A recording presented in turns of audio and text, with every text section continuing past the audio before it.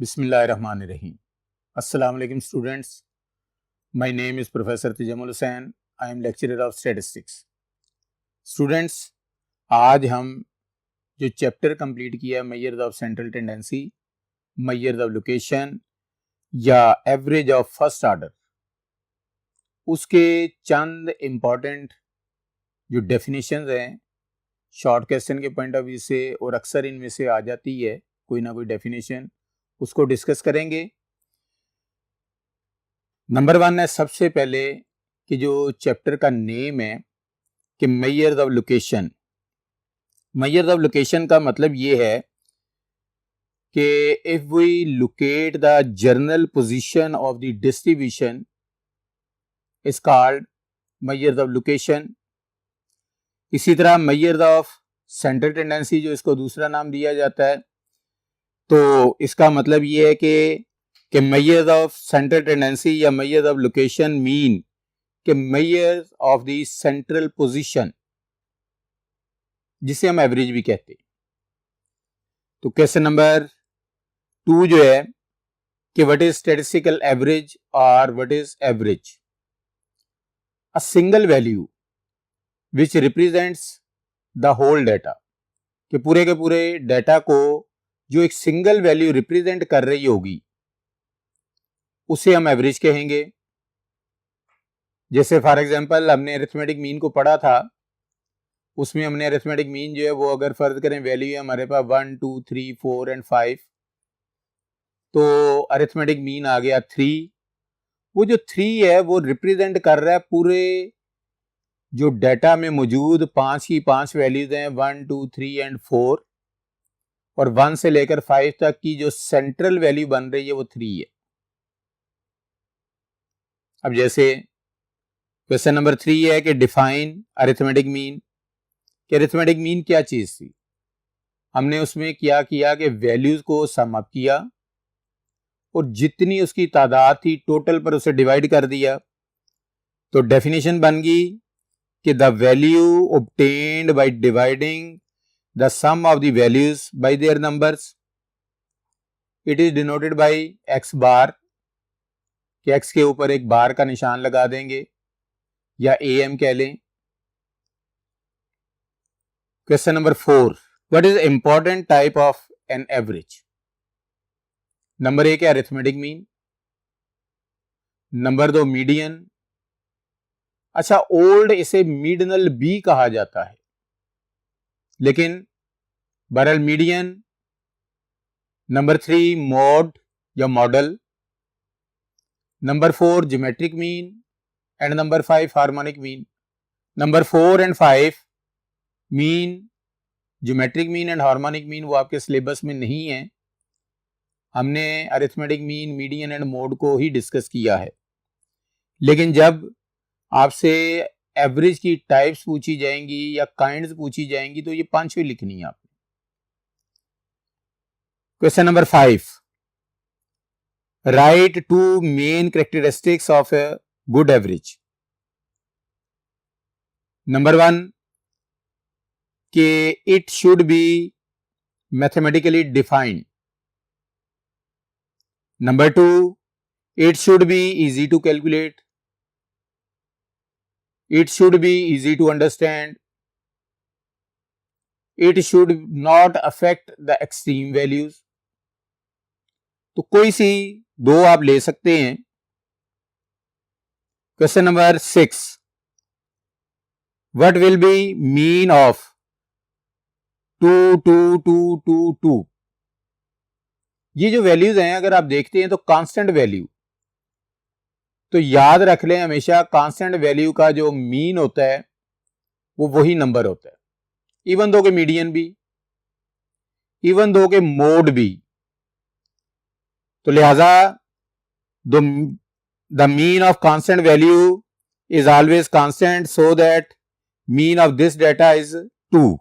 Number 7, define weighted mean.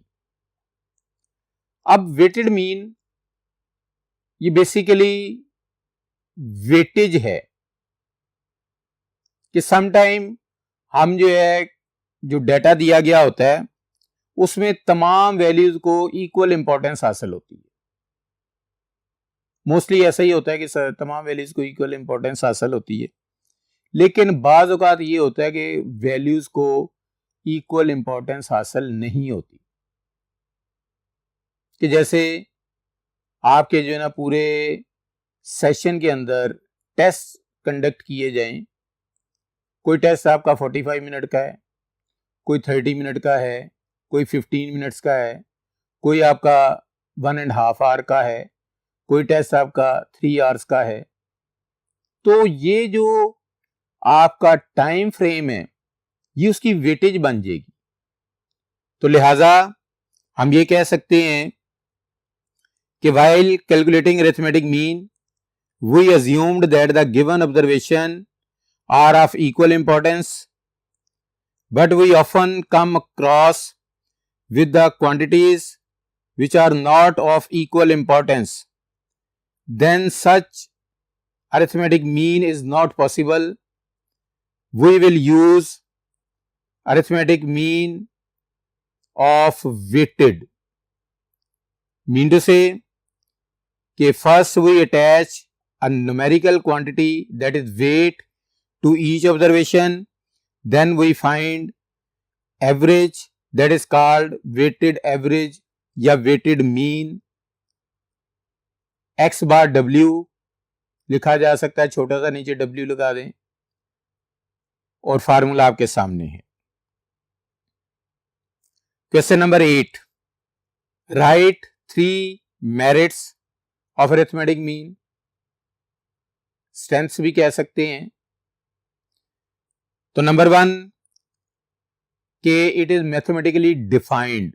Arithmetic mean जो है mathematically define हो जाती है। Number 2 it is easy to calculate. Number 3 it is easy to understand. Number 4 it is based on all values.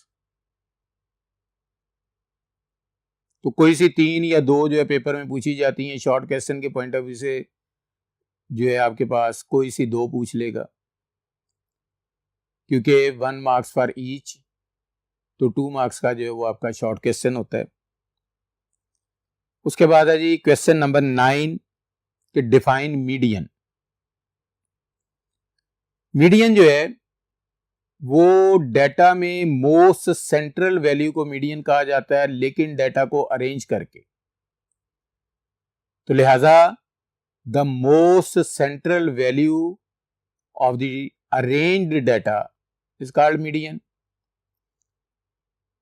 या दूसरे लफ्जों में हम ये कह सकते हैं कि हमारे पास जो फ्रीक्वेंसी डिस्ट्रीब्यूशन होती है उसको 2 इक्वल पार्ट्स में जो डिवाइड कर रही होती है वो मीडियन है।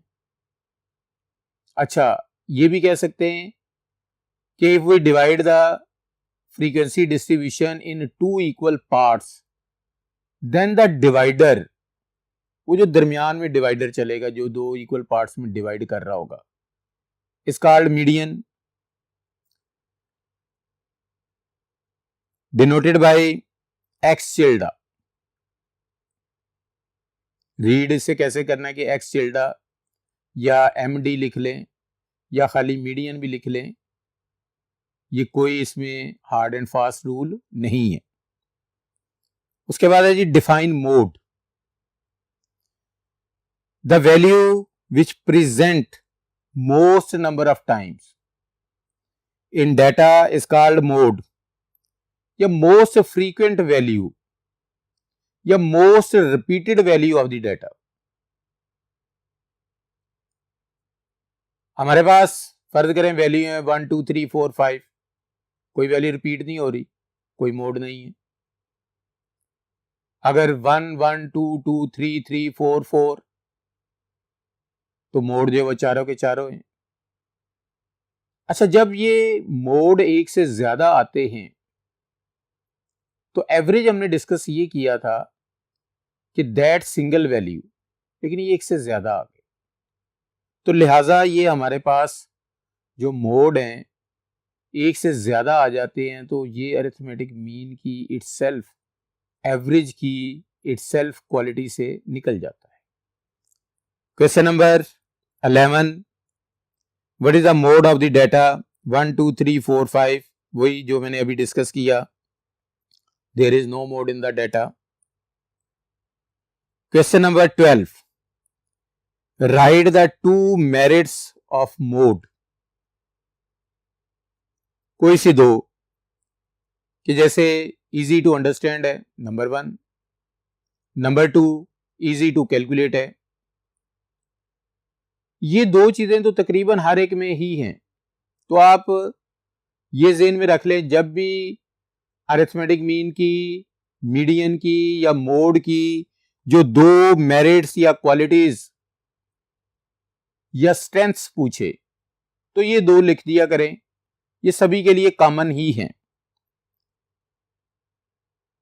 उसके बाद मोड की इटसेल्फ ये है कि it is not affected by the extreme values. उसके बाद है ये question number 13, what is the empirical relation of mean, median and mode.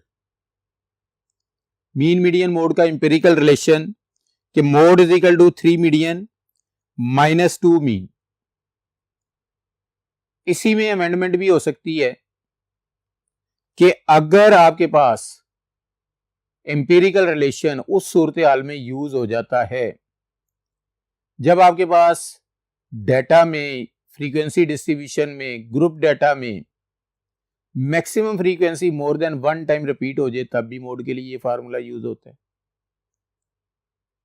इसी तरह अगर आपके पास मीन एंड मीडियन दिए गए हों तब मोड इससे कैलकुलेट कर सकते हैं। इसी तरह आपके पास अगर मीन एंड मोड दिया गया हो, इसी फार्मूले से आप मीडियन कैलकुलेट कर सकते हैं। और सिमिलरली अगर आपके पास मोड एंड मीडियन दिया गया हो तो इसी फार्मूले से आप मीन कैलकुलेट कर सकते हैं। ये फार्मूला आप ये समझ लें कि ये स्क्यूड डिस्ट्रीब्यूशन के लिए यूज किया जाता है। स्क्यूड जो है पॉजिटिवली स्क्यूड भी होती, नेगेटिवली भी होती, क्योंकि डिस्ट्रीब्यूशन की शेप्स दो किस्म की हैं, एक सिमेट्रिकल डिस्ट्रीब्यूशन है और एक स्क्यूड डिस्ट्रीब्यूशन है, जिसे मॉडरेटली स्क्यूड भी कहा जाता है। तो जो आपके पास सिमेट्रिकल डिस्ट्रीब्यूशन होती है उसमें मीन, मीडियन, मोड तीनों के आंसर इक्वल होते हैं, जबकि स्क्यूड डिस्ट्रीब्यूशन में मीन, मीडियन, मोड जो है वो इक्वल नहीं होते। तो ये फार्मूला बेसिकली स्क्यूड डिस्ट्रीब्यूशन के लिए भी यूज किया जाता है।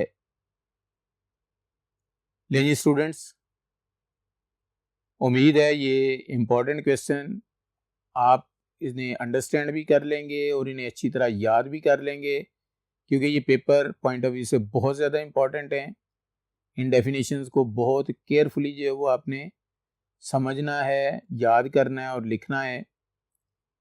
और आज हमारा ये chapter measures of location, measures of central tendency या measures of central value complete हो गया है।